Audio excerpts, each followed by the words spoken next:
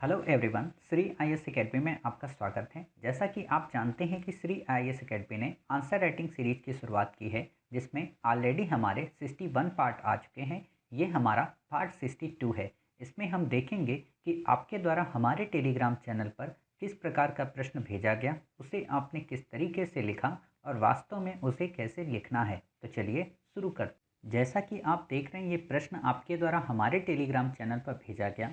तो सबसे पहले हम आपके प्रश्न को पढ़ेंगे, आपके उत्तर को पढ़ेंगे और फिर देखेंगे कि वास्तव में इसे कैसे लिखना है। आपका प्रश्न है, संवेगात्मक बुद्धि आपके अपने संवेगों से आपके विरुद्ध कार्य करने के बजाय आपके लिए कार्य करवाने का सामर्थ्य है। क्या आप इस विचार पर सहमत हैं? विवेचना कीजिए 150 शब्दों में 10 नंबर का। आपने उत्तर लिखा है, स्वयं की भावनाओं को पहचानने तथा दूसरों की भावनाओं को समझने तथा इस ज्ञान का उपयोग निर्णय व कार्य संपादन में कार्य कुशलता पूर्वक उपयोग की ही संवेगात्मक या भावनात्मक बुद्धि कहलाता है। हाँ, मैं इस तथ्य से पूर्णतः सहमत हूँ कि भावनात्मक बुद्धिमत्ता मेरे विरुद्ध कार्य करने के बजाय मेरे लिए कार्य करता है। इसका प्रमाण ये है कि यदि मेरे अंदर इस गुण की अनुपस्थिति होती तो मैं स्वजागरूक, स्वप्रेरणा, समानुभूत तथा सामाजिक दक्षता जैसे तत्वों से वंचित हो जाऊंगा, जिसका परिणाम होगा कि मैं ना तो व्यक्तिगत जीवन और ना ही सार्वजनिक जीवन में अपना विकास कर पाऊंगा। भावनात्मक बुद्धिमत्ता के गुण होने से मेरे भीतर समानुभूति, सहानुभूति, करुणा व किस परिस्थितियों में कैसा व्यवहार उचित है जैसे गुणों का विकास होगा, जिससे मुझे समाज के वंचित व कमजोर वर्गों की परिस्थितियों को समझने में मदद मिलेगा तथा उनके लिए कार्य करने की प्रेरणा जागृत होगी, जिससे मेरा नैतिक विकास तो होगा ही, साथ ही संविधान के उद्देश्यों की प्राप्ति करने में अपने मौलिक कर्तव्यों का निर्वहन कर पाऊंगा, जिससे मैं स्वयं को जिम्मेदार नागरिक के रूप में स्थापित कर पाऊंगा। अतः भावनात्मक बुद्धिमत्ता से युक्त व्यक्ति को न केवल स्वयं को बल्कि समाज में सभी लोगों को लाभान्वित करता है। क्लियर? आपने अच्छा लिखा है प्रश्न, काफ़ी अच्छा आपने इसका उत्तर दिया है। हालांकि जैसा कि आपको पता है, फिर भी हम इसे इनकोड करेंगे और इसमें कई सारे और नए पॉइंट्स को ऐड करेंगे जो कि आपको करने चाहिए। तो जैसा कि आप देखिए, प्रश्न क्या है? प्रश्न है संवेगात्मक बुद्धि। अब आप में से कई सारे लोगों को इस वर्ड की मतलब नहीं समझ में आ रहा होगा। तो ये वही वर्ड है, इमोशनल इंटेलिजेंस, अर्थात भावनात्मक बुद्धि। क्लियर? तो आप जब ऐसे नए वर्ड मिले ना, तो आप उनकी इंग्लिश देख लिया करें, तो आप समझ जाएंगे कि अच्छा, ये तो वही वर्ड है। ठीक है, तो अब आप समझ गए। आपके अपने संवेगों से, ठीक है, आपके अपने संवेगों से आपके विरुद्ध कार्य करने के बजाय आपके लिए कार्य करवाने का सामर्थ्य है। इस लाइन को अगर आप इनकोड कर गए तो आप इस प्रश्न के उत्तर को आप गढ़ लेंगे। आपसे क्या कह रहा है कि जो इमोशनल इंटेलिजेंस है ना, वो आपके इमोशंस के खिलाफ, ठीक, कार्य करने के बजाय आपके लिए कार्य करवाने का सामर्थ्य है। इस लाइन का मतलब समझो कि आपके अंदर इमोशंस तो हैं, ठीक है, ये वो मान रहा है कि आपके अंदर इमोशंस हैं। और होता क्या है कि कई बार हम अपने इमोशंस का गलत उपयोग अपने लिए कर लेते हैं। समझना, यहाँ पे इमोशंस व्यक्ति के अंदर हैं, लेकिन वो व्यक्ति उन इमोशंस का गलत इस्तेमाल कर लेता है, मतलब खुद ही वो अवसाद में चला जाता है। लेकिन इमोशनल इंटेलिजेंस क्या करता है? आपके उन्हीं इमोशंस को आपके लिए कार्य करवाने के लिए सामर्थ्य बनाता है। समझ गए? कहने का मतलब ये है, ये प्रश्न ये कह रहा है कि किसी भी आम व्यक्ति के अंदर या आम जनमानस के अंदर इमोशंस होते हैं। वो इमोशंस सकारात्मक भी होते हैं और नकारात्मक भी होते हैं। लेकिन अगर उन इमोशंस का नकारात्मक है तो वो आपके ही अगेंस्ट हो जाएंगे। समझना, वो आपके अगेंस्ट होकर आपको ही अवसाद में डाल देंगे। लेकिन अगर उन इमोशंस में आप इमोशनल इंटेलिजेंस का अगर उपयोग करते हुए आप उन्हें अपने लिए कार्य के संदर्भ में यूज करते हो, तो वो आपके विरुद्ध ना होकर आपके सहायक बन जाएंगे और आपको एक दृढ़ संकल्पित बनाएंगे। आपके उन्हीं इमोशंस के आधार पर आप अपने जीवन की एक इबारत लिख सकते हो। समझ गए? नहीं समझे? फिर से बताते हैं। ये आपसे इतना कह रहा है कि भाई साहब, आपके अंदर इमोशंस होते हैं, अच्छे होते हैं, बुरे होते हैं। इमोशंस होना अच्छी बात भी है, बुरी बात भी है। लेकिन ये बुरी तब हो जाती है जब वो आपके खिलाफ हो जाते हैं। क्लियर? अच्छी कब होती है? अच्छी तभी होती है जब आपके अंदर इमोशनल इंटेलिजेंस होती है, अर्थात अपने इमोशंस को समझने की क्षमता होती है, अपने इमोशंस की सिचुएशन से निपटने की क्षमता होती है। और वो क्षमता जिसमें होती है तो हम मानते हैं उसके अंदर इमोशनल इंटेलिजेंस है।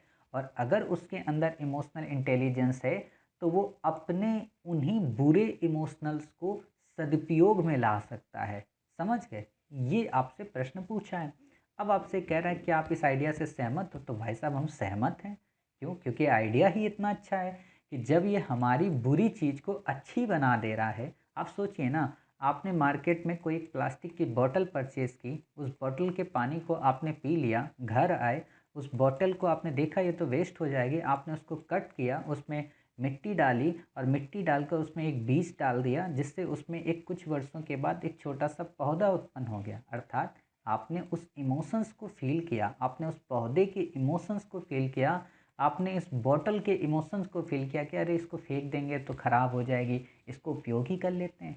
समझ गए? ये क्या हुआ? आपके सकारात्मक इमोशन आपको बना दिया। तो यही इम्पोर्टेंट है कि इमोशनल इंटेलिजेंस आपको पॉजिटिव इमोशंस की ओर प्रमोट करती है, जो आपके अंदर पहले से विद्यमान नेगेटिव होते हैं। क्लियर? तो आप समझिए। अब आप इनका लिख सकते हो कि इस विचार से आप सहमत हो और इसका आप क्या क्या उपयोग कर सकते हो, आप बता सकते हो। ऑलरेडी हमने लगभग 2 प्रश्न इमोशनल इंटेलिजेंस से कर ही लिए हैं, तो आप उन्हीं के आधार पर लिख सकते हो कि हाँ, किस प्रकार हम प्रशासन में इनका उपयोग कर सकते हैं, किस प्रकार हम अपने व्यक्तिगत जीवन में इस चीज़ से निपट सकते हैं। साथ ही हमारे अंदर कार्य कुशलता आ जाएगी, हम किसी भी विपरीत से विपरीत परिस्थिति में अपने आप को अच्छे से मैनेज कर सकते हैं। हमारे अंदर सत्यनिष्ठा, सहानुभूति, करुणा, दया, क्षमा ये भाव प्रज्वलित होंगे।